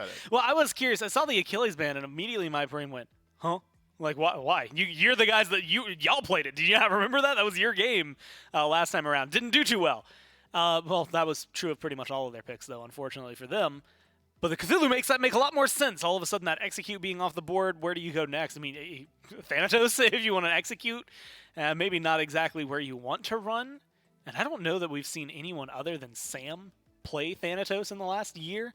Not often. So, yeah, I was going to say, even if they have, it's been a single game throughout all of it that it's ever happened. Sam plays it consistently. And he's not in this set, so he becomes maybe something a little less likely to see. Nemesis was the one that I had talked about as like the standard tip, what we used to see for the first few weeks of Cthulhu. You would almost always end up seeing Nemesis locked in on the other side. And it's Geb that's locked in, presumably where that ESET would have gone. That's not something we get to see too often, Mifflin. That's an early Geb. Yeah, super early Geb selection. I was thinking if it wasn't going to be ESET in my mind, it immediately strayed towards Kepri, a pick that we've seen have a lot of success in the SPL, a very plug-and-play character that is always going to find value from that ultimate. Geb, on the other hand, has some picks that might be able to counter it out. Kirmi, for example, I know is very adept at playing things like the Raven in jungle, and, well, overhead kick is going to immune Cataclysm every single time if he decides to go down that path. Instead, it will be the Shiva yet again. And then being able to pick up Shiva in your second round of picks kind of invalidates taking it in that first slot. Now you realize the Bolt's probably not prioritizing it very highly, and the Valks are able to get it for themselves yet again. Duo lane locked in for the Olympus Bolts, and it's a very strong one. Has decent aggressive potential. Amuz and Cobb not willing to say whether or not that's going to mid or the duo just yet, but if it is going to duo, will struggle against that aggressive composition for the Bolts. Like a good gymnast, he's flexible, right? He can go around wherever he wants.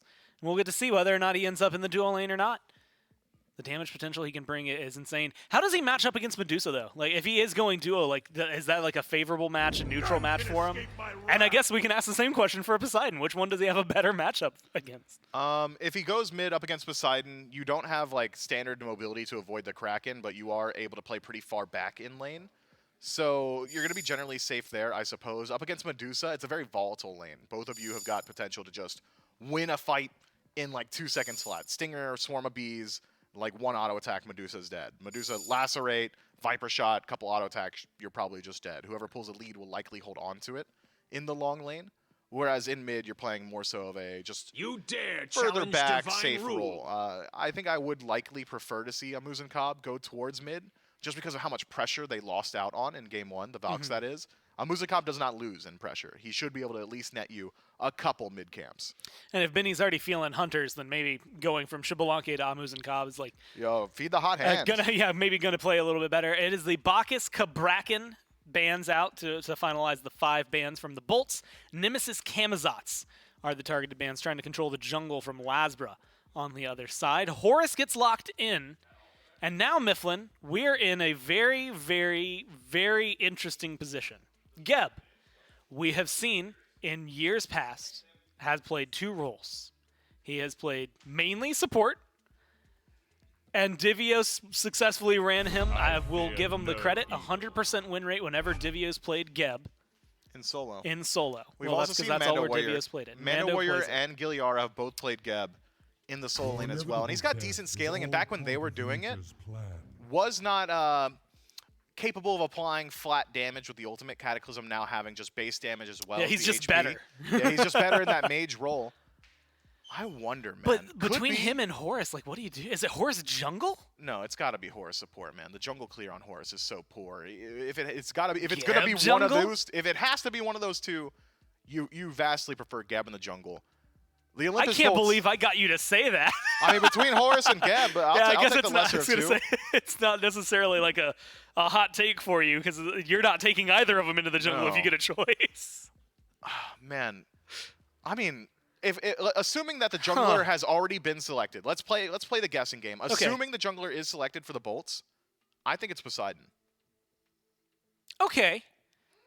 You know what? I'll give you that credit. That doesn't necessarily help me figure out where the Horus and the Geb are going. Horus support, Geb mid. Now, okay, wow, that broke me. I'm gonna be honest. Geb mid. Well, I guess you were just talking about like where his damage is at. Yeah. He's got clear. I guess we'll find out here in a second. They're using all their bank time, so the Bolts are gonna have to lock in something to help us make some sense of what's going on. The only reason, if you're watching this, and you're confused. You're like, well, Geb, Geb support easy, but Horus, he's support. always. I was gonna say he's always been locked in over there. Chiron locked in. That's the Viron mid for sure. So you got Poseidon in the jungle, Horus in support, Geb solo, Medusa ADC. Okay. Yeah, that's where I'm going for sure. Geb doesn't have a poor lane matchup against Cthulhu in that nobody does. Cthulhu's not going to dominate all that much. You will probably lack a little bit of clear. Meyer plus the first ability from Cthulhu, a little bit more consistent than just like the shockwave rollout from Geb. But both being so weak in the laning phase, it's about who's going to make a larger impact on rotation in. Generally, you're going to favor the Cthulhu in that scenario because Descent into Madness is just such a strong initiation tool, but similarly, Cataclysm does the exact same thing, and up against these immobile picks, CERN, Amuz Cobb, even Shiva, to a certain extent, neither of those three, or any of those three, have really got a great answer to like a blink Cataclysm. The Bolt said they were going to limit test. This is it. We're limit testing. Did they say that, or did you say that about them? Yeah, but then Barracuda like nodded and then did the the finger gun nod, like, you know what I'm talking about, like the. But he did that while you were talking about it, so I'm guessing he was standing over there pre-interview. But Yeah, then, he was like, standing behind you. You didn't see him, but I he did. didn't see He it. did this. So I am literally just taking your word that like Barra gave you a small hint that they were going to limit test. I after said you limit said test, and this is not a small hint, Gore. I don't know what about you're not understanding, but that's not small. Well, I get if it was exactly after limit test and he like hits you with the finger guns. Well, he didn't snap. He went. Oh, I don't. Bro, how who many does times I finger gotta do guns it? and not snaps? Hold on. Barracuda? Barracuda might be a serial killer. Who does finger guns and does not snap? It's impossible. How do you? You can't. Literally you can't. I can't physically do it without snapping. It's not as fun. It's an intrinsically Maybe worse he can't move. snap. Some people can't snap. Oh, he should learn. Okay. Simply do better. I guess we'll see whether or not he can snap into game. Is that a good pivot? No. We'll figure it out. My little sister taught herself to whistle after when she was 21. So you can learn When to snap. she was 21? Yeah, she didn't know how to whistle, and then when she was 21, she sat down and tried to learn to whistle, and then she can whistle now. And she's your age. Well, no, I'm 23 going Yes, on 24. she's 23, Okay. going on 24. All right, fair enough, That's, man. I told you she's your age. I know how old my little sister is, Mifflin. Come on. And It's how just old in you are. From production. Jithens can't whistle. We'll see if we'll see any snapping from Barracuda this time. We're going to the game number 2. It's the Bolts and the Valkyries. taking on each other one more time. Let's snap into game number 2, Gore. I like that pivot. Olympus Bolts, the Valhalla Valkyries. What could be the final time here in the set? It's not I Geb think- solo. Yeah, we were close, but a little wrong. We were right about Lasbra on Poseidon jungle, Venenu, Chiron mid, but Haddix playing Horus solo. Awesome Jake will be on Geb's support here, Trelly. And so I think that's unique in those two flip-flopping, but I think the way the rest of the draft panned out, we figured out that's how this Bolts draft would end up being. Yeah, we have seen a bit of Horus solo. It's got, decent clear if you can use to the skies to get some crazy rotations off, that sort of thing. You have the sustain if you can just teleport to your wave with your 3. I don't know. I feel like the Geb solo would have brought a little bit more, but I guess Haddix just wanted to play some Horus solo, and that's what we are going to see here. I'm curious about the matchup into Cthulhu. I mean, you can stun out the Mire. It's probably pretty annoying. I mean, Haddix had to know what was happening. He had to know he was playing into a Cthulhu and just wanted to play this Horus. So we'll have to see how it works out. Yeah, sometimes, and it works this way with builds sometimes too. I remember last year, maybe in the year before, maybe it was season 6. Or season 7 rather, we would always have the conversation with ADCs around, all right, why'd you buy either Bloodforged or Devourer's Gauntlet first? And the answer was always like, I just wanted it, or it's what I could afford. Sometimes we try to find all these analytical reasons for picking certain things when in reality it could just be I wanted to play the pick. There's not a hard-hitting fact or bit of stats behind it. And maybe that's what Haddix is feeling here in game number 2. Valhalla Valkyries are going to run back the Shiva jungle, and I think that was a bright spot in an otherwise difficult game for the Valhalla Valkyries was Kirmi on this pick, Trelly. Was able to get active, couldn't keep the same pace that Lasbra did on the Nemesis, but at least in moments, Kirmi on this jungle pick was bringing the Valkyries back in. But I do look at Lasbra, not on the Nem, on the Poseidon this time. I don't know what my expectations are, admittedly, with pacing-wise from Laz. Maybe you need to get to level 5 to start sending some of those ganks out. But Poseidon jungle, a whole world of difference, it feels like, than Nem. Yeah, whenever you are going these mage jungles, I feel like your biggest benefit is the fact that the solo laner has to itemize against their opposition before itemizing against you. Obviously, Aquarius is going to be building into physical defense because I'm up against a Horus, not the magical defense. So the Krakens are going to be doing much more on that side of the map. True. Compared to everyone else. But in the 1v1 matchup, if Kirmi ever catches you out, we already saw last game what happened when Kirmi was on the Shiva and Ven was on the Poseidon. It's very difficult to try to peel this character. He has a lot of CC immunity, doesn't really care about the Kraken. If he avoids the middle and just starts dancing, you're going to, not only he can heal through it if he wants to, but he can just damage you as well. So it's a different matchup that you're going to have to watch out for. Probably not wanting to run into Shiva in the jungle at all. Yeah, I'm wondering how the Bolts, outside of maybe Lasbra early in this game, are going to deal with Aquarius on Cthulhu, because Descent into Madness, it was attempted to be dealt with by Aquarius in game 1 by the Achilles pick for the Valkyries, but the Valkyries banned that out. And so it's going to require a lot of shred. And so I think your point stands, Trelly, for the laning phase and helping Aquarius survive under Lasbra's pressure. But later in this game, once Aquarius is a bit fuller in the build, chin size might be necessary by one of Ven or Bear. I imagine Ven builds a little bit more ability-based from what we've seen from Chiron builds here as of late. So maybe that's something Barracuda is going to have to consider down the stretch. And I think for the Valkyries, yet again, if we're pivoting away from Aquarius talk, from solo lane talk, it's level 5 for both junglers. Lasbra's low. Yeah, Kirmi going to have no problem fighting up against Lasbra right now, just stronger at this point in the game. And I was about to talk about the dual lane of the Valkyries needing to survive and needing to get some momentum. At 1 point, 0-9 in game number 1. Gamma had his hand in a lot of early pressure for the Valks, but not getting much going down the stretch as far as kills go for the Valkyries. And so just getting out of this laning phase with some comfort, with a little bit of momentum, going to be important here. And it's a Kernanos and a Ganesh up against a Geb and a Medusa. Yeah, I'm curious to see why. Usually we see this Death Soul Crusher when you want to get pressure, and a Medusa certainly can, but CERN is not really going to get out-pressured by the Medusa. You sort of just want to net even, but WoW's sort of forfeited that right, saying, I'm going Gilded, trying to get some gold, I'm going to be sitting under my tower, and I'm going to go either into the Dev Gauntlets or the Bloodforge start, so not opting to try to match some of that Crusher pressure that the Medusa has. I think WoW's going to be sitting under tower pretty much the most of this game as well. Last game, that's all we saw from the Soul. sort of underneath the tower, had to go underneath tier 2 tower once the tower went away, and never really saw those impactful rotations. I think WoW's already recognized maybe I'm just not going to get pressure in this lane, but I feel like he gave it up a little bit too early. I think you can box pretty well with Medusa, at least in the early game, but looking at this solo lane specifically, here comes the gank. Yeah, Lasbra throws out the Kraken towards Aquarius. Watch out, because Kirmi rotating towards solo as well, and Lasbra is going to take a whole heap of damage. Do we want a tower dive? Kirmi says yes, and the damage should be enough. There's a tower shot into Kirmi as well. First blood to the Valhalla Valkyries, and they are going to punish a slower early game jungler in Lasbra here. We already saw Kirmi far and away ahead of the boxing match in the 1v1.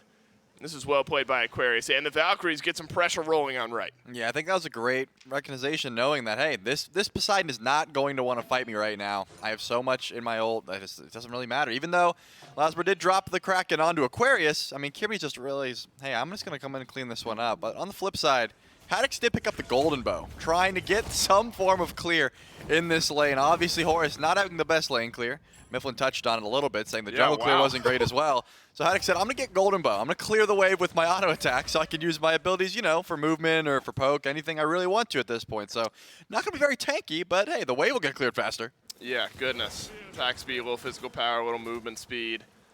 All right. The desk talks about pushing the limit. This is one way to do it. Let's get unique with our build path here. I do wonder how the rest of the build, like if you just go straight standard tank after this, you just needed a little bit of help getting through the laning phase. Obviously, Cthulhu's going to have pressure over in a lane like that. As far as clear goes, wow, he has survived up to this point, holds on to the beads, and we'll be able to continue to do so. Kirmi over towards left. Barracuda has Petrify and has beads. Shell out from Awesome Jake. And with no pressure being returned by Wowie here, it's going to require a full-on chase down, but Kirmi was always on his own there. Gamma throws down the ultimate, but Barracuda just wailing away with auto attacks. Wowie was just too far back, and watch out for Laz. I don't know if they thought they were in a good position here. Lasbra has the gank as well, so the Valks are just way too far up, and Gamma's going to fall as well. I mean, that really seemed like Kirmi thought, hey, we're all going to go in here and fight as one. Pages. And the duo lane just was not ready for that at all. Obviously, they just turn around, completely shut down Kirmi. And then Gamma was like, oh, wait, we were fighting? I'm going to chase up as well. Too late. At this point, the Bullets answer back 2-1. So, I mean, a little bit off the base there for the Valks. I just don't think they were all on the same page, as you mentioned. Yeah, I think the Valkyries, different wavelengths. As Wowie had already taken a lot of damage, couldn't extend back into lane. Centaurus, one more shot. Would have gotten it done onto Benny Q there. But walking away, yeah, like 50 HP doesn't even do it justice. It was a little bit lower than that as the health pot ticked on through. Venedu nearly grabbing a kill onto Benny Q's, forced back to base. A transcendent start for both of these mid laners. Similar mindsets, I imagine, Trelly, in the build for both mids throughout this game. And we have seen the rises and the falls of AMC. This is a pick that Paul himself described as maybe chaotic was the word he used, because there are games where you'll die 8 or 9 times on AMC just because the enemy team decides that you're the one who's going to die. And then there are games where you do absolute absurd damage numbers. So I'll have to wait and see which game it's going to be for Benny Q down the stretch. For now, he's received some pressure, but hasn't quite died yet. Really the worrying matchup still, Trelly, is that Kirmi is in a spot where he can bully out Lasbra pretty effectively. But Laz is farmed up just fine. A slight XP lead even over Kirmi out of the jungle. And so the bully potential hasn't necessarily resulted in much of a lead for Kirmi just yet. Yeah, not at the moment. I think Lasbra is just making sure, I mean, with the Doom Orb, just running to farm as quickly as possible. That's the movement. Kirmi is going to have to dance out of this one. He's going to be able to heal up and probably re-engage here if they want to, but it looks like they are. Just going to take the Kraken and the Cataclysm and get out there. But I think Lasbra, again, has this movement speed build where you can just, you know, pop your 2, run to a camp, pop your 2, run to a camp. Kirmi's trying to fight, but Lasbra's saying, I don't really want to fight you. I've recognized that when I Kraken you, you just don't get knocked up. You don't really care about my damage. You have that natural tankiness of a warrior, so I'm not going to try to take this 1v1. I'm going to play to my strengths right now. I wonder, yeah, Wowie was looking at Barra, but with Awesome Jake close by, it's always going to be difficult to find a 1v1 there. Barracuda has Petrify. Wowie did have beads, though.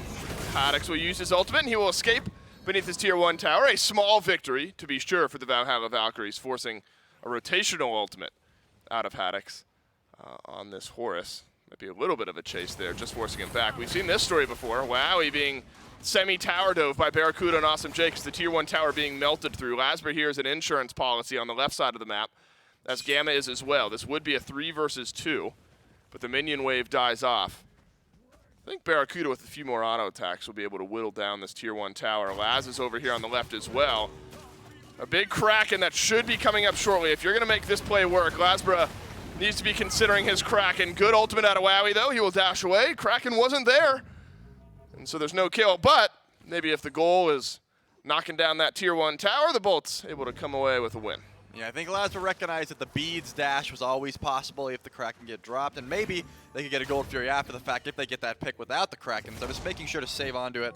I don't think there was ever a guaranteed kill there, but probably if you can read the dash and just drop it after the fact. Wowie lives another day, but the tower was the win there as we're looking at this laning phase. Pretty much exactly what you would expect. Just some auto attacks into, you know, just some healing when you can find it. Yeah, that's the way duo lane has been. Was a 2-level lead for Bear just a moment ago. Wowie able to clear out a wave.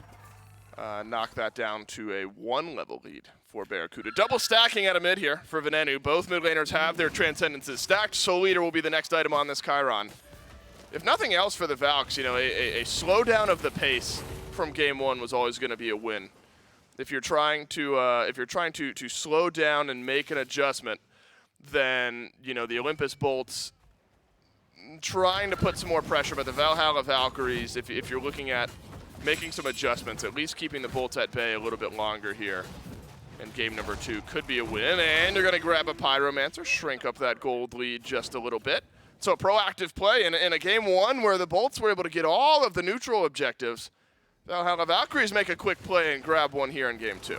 Yeah, I think that was a smart call to recognize again. They don't really have that much pressure on the left side of the map, but on the right, everyone's doing pretty fine. I think you have the ability to shred these objectives when you have this double hunter composition. Benny Q, you don't have your hunter in the left lane, but you got one in the mid, so just bring that AMC over to the Pyromancer. You can confirm that pretty easily, but the Bolts, they always had this option. They can answer back with the Gold Fury. Kraken is still available. Yep. They could bait it in, or they could just go for the confirm. Yeah, I wonder if the Valks try to fight here. Kraken does not do much from Lasbra here. Petrify out from Barracuda as well. They are way too healthy, the Bolts are. You got to watch out for Aquarius on the backside of this fight, but 2 kills have already fallen. Benny Q now being chased down.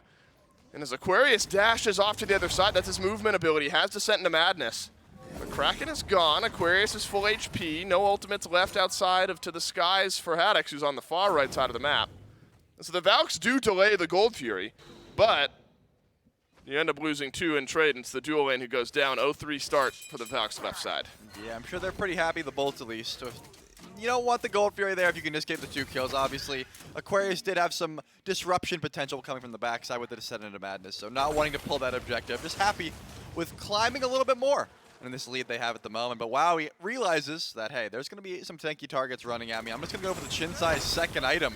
I don't think this is a 1v1 item at all right now, recognizing I don't want to fight Barracuda. I really do not want to take these trades because he has that Crusher Aussie build.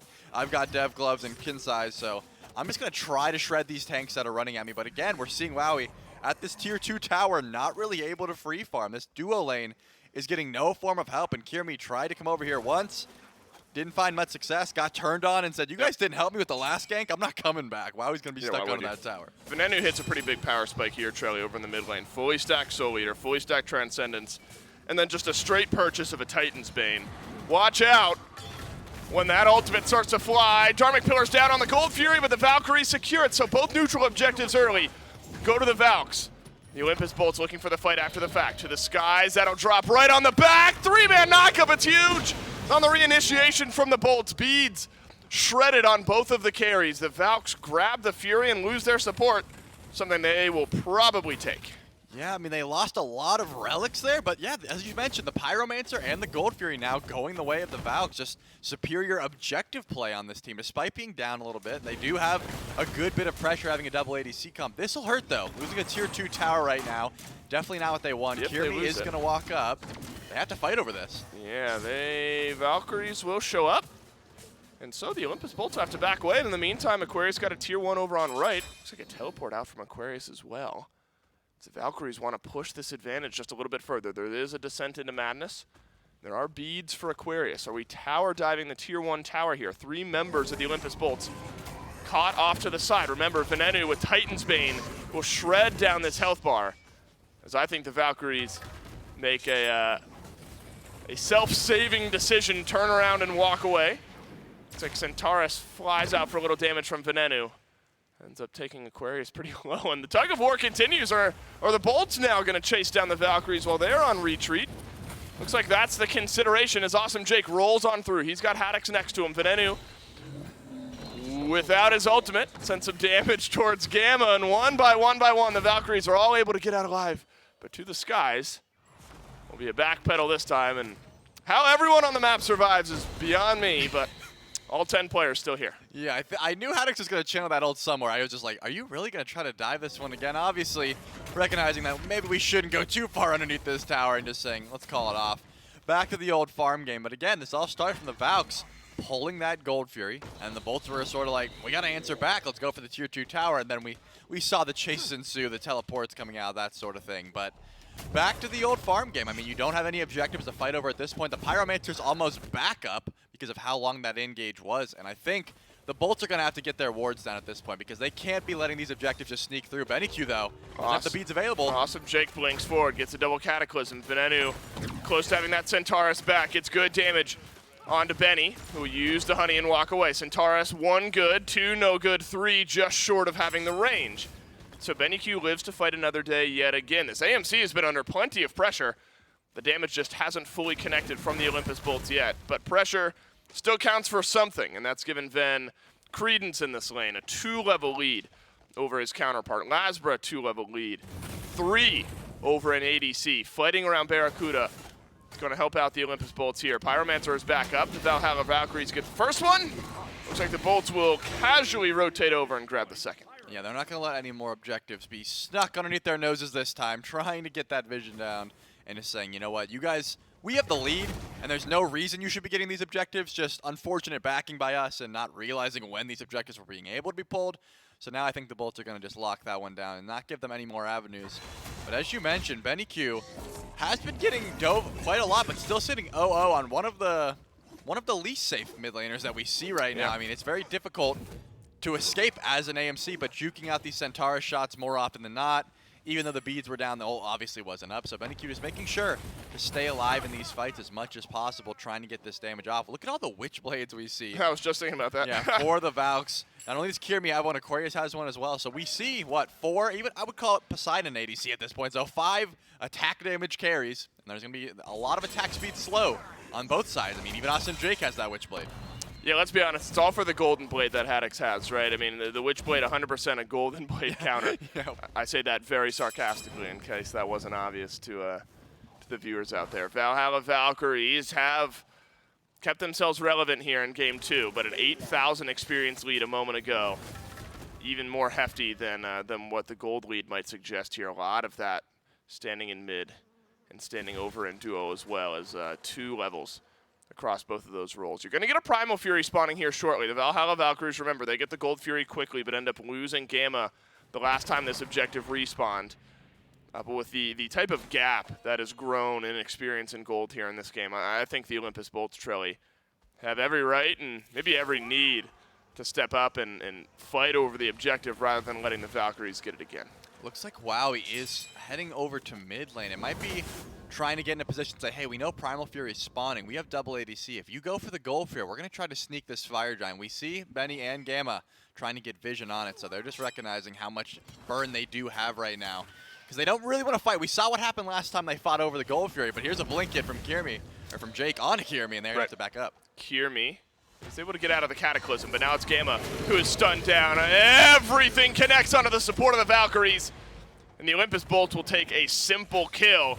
Awesome Jake blinks forward, has the knock up onto Kirmi. Awesome Jake in with the follow-up stun. Brilliant ultimate out of WoW. He forces some beads out, but Barracuda's on a killing spree nonetheless. And watch Haddix walk forward. Golden Blade, don't fail me now, as there's a little bit of damage connecting onto the backline. Watch out for Ven from over the wall. Can deal some damage here around the backside. The Chiron goes, and how about this for a flank? The last 3 members of the Valkyries are sandwiched, but Venenu, he goes in on his own with Barracuda, as there's a teleport coming out from Haddix this time. What a weird fight this has been, but the Olympus Bolts take a couple They do lose their mid laner in tow. Benny Q's going to have to put on the juke shoes for this one. Getting dove underneath the tower, and now he's going to get sandwiched between some good 3 damage. bolts. Should be a kill onto Benny, right? Well, yeah, we'll take the tower first, make life as simple as possible, or we'll just chain CC onto Benny.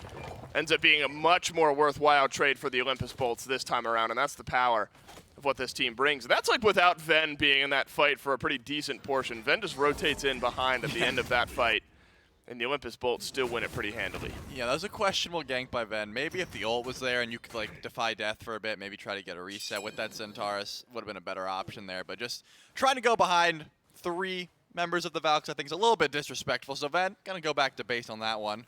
And it looks like they are just gonna go for the Primal Fury. The Bolts don't want to pull this Fire Giant just yet until their ADC, I mean their mid respawns. They both have ADCs though.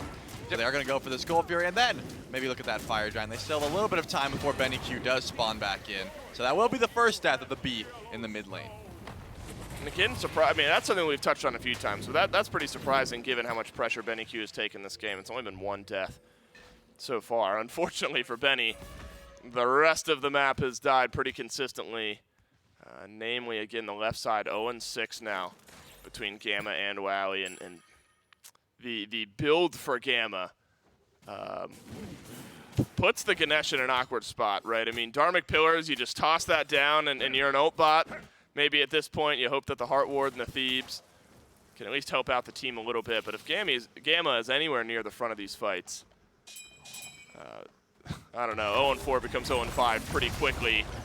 I'm going to hang a little bit further back. Silence helping out with some protections for anyone in range, and that's good damage out of Ven, as just the Centaurus plus the Detonate shreds about half HP off a couple members of the Valhalla Valkyries. Pyromancer's going to be up here shortly, but Fire Giant also looms. Both equally likely targets here for the Bolts. Yeah, they do have the Kraken available, so all eyes have to be on Lasper here. Yeah, I don't think the Valks can do anything about this. There's too much damage between both of the carries and then a Kraken to secure, but not needed. And how about that call, Trelly, from the Valks to kind of pull the parachute and realize we're not fighting over the Fire Giant? Yeah, I think they are a 10k gold lead, and then you put Fire Giant on top of that. It would have been nice to try to go for a cheeky steal there, but again, what is out confirming the Kraken right now? Your only real option is maybe try to CC Lasbra so he can't get the Kraken off. It's just not going to be available here, so now you have to go for the defense. It looks like To the Skies is coming out. They're going to go for it. Into the Phoenix, go the Olympus Bolts. Game number 2 could be ending here over the horizon, depending on how this fight goes. Kraken does a little bit of damage from Venenu. Brilliant ult yet again from Wowie on the back line of this fight, but the Olympus Bolts shrug it off. They walk forward, and they've got 1 already. Make it 2 as the dual lane dies again for the Valks. The Olympus Bolts have eyes now for the mid lane Phoenix. Yeah, they still do have a damage Or the mid dealer. lane tier 2. Benny Q is Or available. the Titan, who knows? They're just kind of opening the door at the moment. They are going to go for this tier 2 tower. I think they're going to play it a little bit safe, maybe until the Kraken's back up, something like that. All their ults are down, so it's going to be hard to end the game without those big burst abilities. But the Phoenix, not going to be too difficult to get that one. Aquarius, Kierme, and Benny Q. They're going to have to do it all here. 8 seconds left on Gamma. Wowie a bit further behind, maybe double the timer here. And the posturing of the Bolts would have told us a lot there. Had you stepped forward, you're likely going for the end. But instead, with so much time remaining on this Fire Giant buff, and look at the gold in hand, 2,000 at least for everyone on the Olympus Bolts, and that's going to get a little bit higher now. A couple hundred more gold for everyone after the tier 2 falls on left. You know, why make any mistakes here? The Olympus Bolts are so far ahead, Trelly. I'm sure they could have walked in the base, taken a fight, ended the game. But with how important all of these standings are, things like that going into the end of Phase 1 and Masters being top 4, everything being so important, no reason to roll the dice when you can increase your odds by going back and widening up that golden item lead. Yeah, I think it was just an ego play. Haddix and Jake both haven't died yet. Neither one of them wanted to tank it. They're like, you tank it, bro. I was like, I'm not letting my perfect stat line go down. You tank it. They probably argued for a bit and said, all right, neither of us That's will actually tank realistic for the Bolts, right? 100%. Like something like that being the reason they don't end the game. Yeah, we just go after the fact that Haddix is like, yeah, I was going to go in, but like Jake told me he wouldn't tank it. So That's a we good just left. Haddix impression, too. That's the best I could do. No, that's solid. Look, that's great for Haddix and what we hear from him. The Bolts do go back, spend up some of their gold. Should be one final fight here, barring a miraculous, and it would be nothing short of miraculous, base defense from the Valhalla Valkyries, who at least slowed down the killing of the bolts early in this game and got the first round of objectives. But just felt a bit overrun in some of these team fights. Centaurus does well from Veneto on the back line of this fight, does more than well, better than well, as Petrify finishes off a couple kills. Barracuda, 705, unstoppable. Lasbra, 3 kills in a row on a killing spree. Aquarius will be run down by the Olympus Bolts this game for the last 10 minutes. Not under much question. And the Olympus Bolts will take game number 2, and they will take the first set of the week. Will they find the kill on the Benny, though? Give him his second death of the game. He has the Yes. Aegis. That's going to be it. They will finally finish this one off. As you mentioned, 7-0. Haddix 3-0. Jake 0-0-15. That is the perfect support stat line that you want to see. Not a single death, and just part of pretty much every kill they really needed to. Ven. Great play out of everyone on the Olympus Bolts. There's something about Ven's over-exaggerated stand-up and freak out after their team wins that always make me laugh. And then Laz doesn't quite know what to do, so he kind of claps his hand. Barracuda's in the back like, how am I dealing with these children every single day? It's such a fun dynamic the Bolts have. So the growing pains continue for the Valhalla Valkyries, and it's always important in matches like this to have some good to take away with the bad. We all knew phase 1, especially getting their dual lane here. Visa's approved. We'll get them all in studio here soon enough. But at least improvements, I think, Trellian, slowing down a little bit from game 1 to game 2. Yep. But the Bolts just too consistent, too strong, and continue playing some good Smite. Olympus Bolts take our first set of the week, 2-0. Charlie Rayleigh and I will take a break. When we come back, Dusk will break this one down.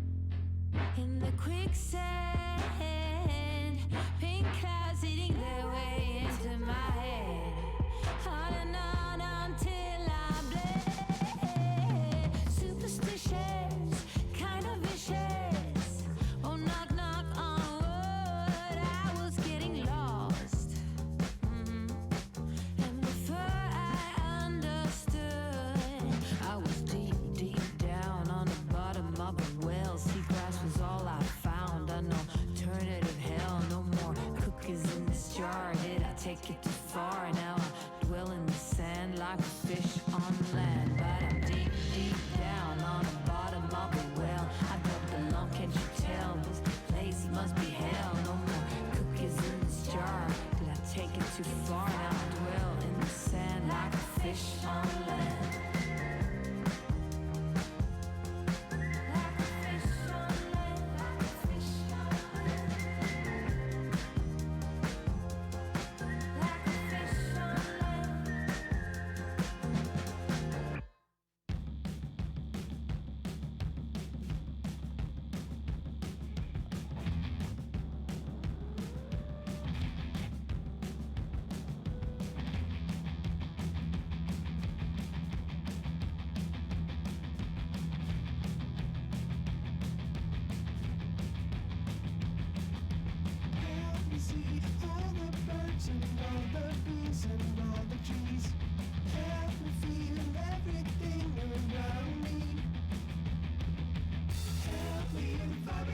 Of the universe inside of me, help me beat the shit out of my ego, please.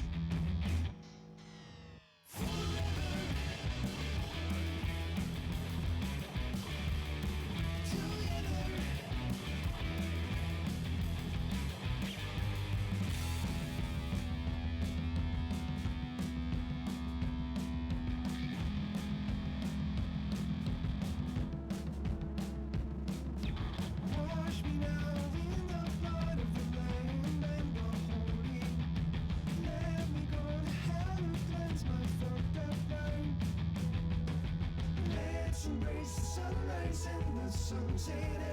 time between them. Let us stay forever young and never die.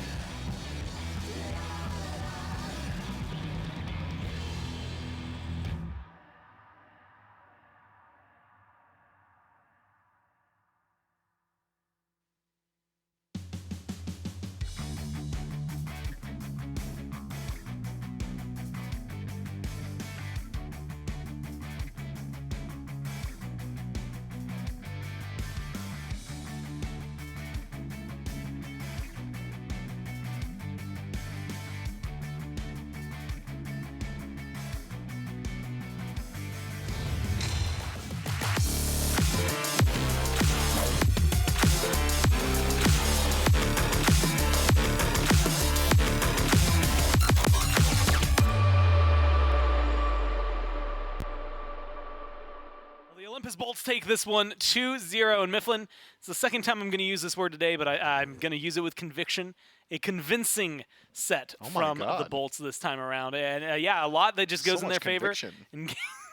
In game number one, you know, again, there's a little bit more of a back and forth, I think, between the teams at the beginning, and then the Bolts just kind of pulled ahead and continued to stay ahead. This game, they kind of kicked off from that moment. It, again, maybe took a couple of minutes because SMITE, but once they got ahead, they were ahead. Yeah, this is a set where the Bolts are clearly just riding the high of beating the Leviathans and then keeping that momentum and rocking forward with it. If this is the version of the Bolts that we're going to get every single week, I think we could be looking at a very similar situation where they were on, what was it, a 9-win streak last year? Yeah. Maybe early to call it. What are they at, 2 right now? That is an actual factual 2. Yeah, we're gunning for 9, I think. The Olympus Bolts trying to tie their own record. This is a game where, as you said, man, the Valkyries just don't get anything rolling. Gamma, in particular, was caught out of position very consistently, was not allowed to play. Jake's Cataclysms were on point, Ven putting out probably a little bit more damage than he should be allowed to, going through the majority of these team fights. I'm not even certain that we saw him use Centaurus even once for death immunity. Oh, he was just using it If you hadn't added that qualifier, I was like, literally, it was in the clip while you were talking about Chiron with him ulting. But yeah, it wasn't for the death immunity. No, he did it for it was damage. just for kills. Yeah. Oh, do you not have any more? Well, you derailed me, bro. I'm Out sorry. of it. Okay, so yeah, Vin did really well on Chiron. I'm trying to get you back on the rails. I already said that one. Yeah, you said that got to one. go now. It's your turn. Okay, and then the rest of the team also looked really good. Whether or not they could or could not snap, which I don't know if we find. You know, maybe that's a good post-game interview. 7-0 and 8 there for Barracuda. 4-1 and 7 for Lasbra. Mifflin, this one's worth mentioning. The first Poseidon win in an SBL level game since the Phase 1 playoffs last year. So it has been a long time since he has been able to get picked up and actually win in a game. And he does it here for Lasbra in the jungle. How do you feel about Poseidon Jungle making a comeback? Can you call it a comeback? Well, I'm not going to say that it's not a comeback because he's always been here. He hasn't been. Yeah. I'm also not going to call it a comeback because it's one game. Yeah, well, And okay, the so Valks just, didn't look but super good. next time. Yeah, it's a if comeback. they do it against the Dragons, the Kings, the Dragons, they play the Dragons next. Yeah, if they could bring out the Poseidon and beat the Dragons with it, I'll say that it's a comeback. I feel like that is initiating a challenge. Venenu is standing by for an interview. And I'll ask you, do you think that is the Poseidon making a comeback considering he's been gone for so long, or is this a for fun kind of god? I think just going into the set, we kind of just wanted to do play some stuff that we haven't played and kind of get used to it in like a competitive environment. And you know, Post is one of those characters that are a lot of fun, but he's also like one of those characters where if you play against it a lot, you kind of just start to lose with it. So it's just something that we wanted to try out and it was fun. So, I mean, you guys get to run him twice. He gets to win twice, so you feel pretty good about that one. And you mentioned playing things that are not necessarily common. And so I'm going to make you talk to me about the Horus solo because I did not see that. We were even talking about it on the desk where we were looking at it. It's like, well, Horus has to be going support. There's no way he's going anywhere else. We even threw Geb in the jungle before we started considering that. So, like, what was it? Was that one, like, I mean, you said testing, but what is it about him that you wanted to throw over there over anybody else? Well, it's funny because all of last year, Robe preached that Horus Solo was actually really good. And then, I mean, Haddox has just been playing a bunch of ranked, and he just thought it would be okay. It was on a Haddox whim. Yeah, and we're just like, okay. I mean, we'll give it a whip, and yeah, we whipped it, and it was pretty good. So you guys, 2 sets, 4 games. You've won every single one of them so far. Next up is going to be the Dragons. You think you're still going to continue this tear, or are there going to be some more bumps in the road? I think Jade has always had a pretty good record going into us. Usually the set is usually very, very close, or if not, pretty one-sided. So we just have to be prepped into it. We got our reps in. We know what we want to do. We just have to keep the confidence up and the game plan going. Yeah, I think in Season 7, you two had like the longest game, and then in Season 8, you two had the lowest kill count game that the SPL has ever seen. So we're in for a treat on Sunday. Yeah. I'm excited to watch that. Congratulations on your win, man. Thank you very Thanks for your much. time. Thank you. And so Mifflin, now we end up in a position where we get to look back on a set of very he's selling Scram again. That just happened. 2 Poseidon games, 2 Poseidon wins, something that we don't get to see too often at all throughout all of this. And the Bolts are going to be moving on again to play the Dragons on Sunday. So they have a nice little break before things go forward. Take a look at the schedule and specifically see what is going to shake out. We got to see some of the players milling around in the, I want to call it the waiting room. I guess it's the break room. We should call it the waiting room It's and like the film lunchroom. waiting room in there. No. But it is the lunchroom, so yeah, you're right. That's probably eat not. there. Yeah, you and a lot of people do. And so they take the 2-0 here. Scarabs and Leviathans, those are the teams we saw milling about, and they're going to be the ones playing up next. Tomorrow, we will be kicking things off at 1 p.m. for the SPL, with the Valkyries once again coming in to play against, this time, the Dragons, which is going to be a very fun, again, the brothers mid up against each other. I'm going to say it as much as we tweet it because it's fun. Are you sure they're actually brothers? You know, the world may never know. We'll find out. We'll get someone in this building has definitely trust seen legal documentation for it, and I bet the admins are that team. Here's a look at the standings. Now, Mifflin, here's another thing to talk to you about. Now, we're looking, big picture. It's week 3. There's only 4 weeks in phase number 1. And so you're going to play every team once, and so it's not necessarily a great position, I think, now for the Valkyries, stuck probably in the bottom 2. It's not great. That's a great way to word it. Yeah, when you go forward, the week after week 4, there's a seeding land for those top 4 teams. And that's going to affect Phase 2, but it's also going to affect the Masters land that comes up in May, where they're going to be able to determine, again, the top 4 out of them. But also, that matters for them because it can determine whether you're playing in week 1 of the Masters, week 2 of the Masters, and the bottom 2 of those SPL spots, which, as of right now, feels like it's only one of them left because the other one is probably going to persist there unless we see a very wild change-up. Well, then that they end up playing in week 1. Again, there's going to be a lot of SEC teams involved. It's going to be a really, really big week. But you want to be in the top 6 to try and make it past week 1 immediately. Top 4 if you want to play in that LAN at the end of everything. So a lot that is going on, and a good win for the Bolts to be able to pick that one up. But the Leviathans and the Scarabs, they're going to be playing against each other coming up next. So we're going to take a quick break, get things ready for the players, and then we'll be right back with more SBL.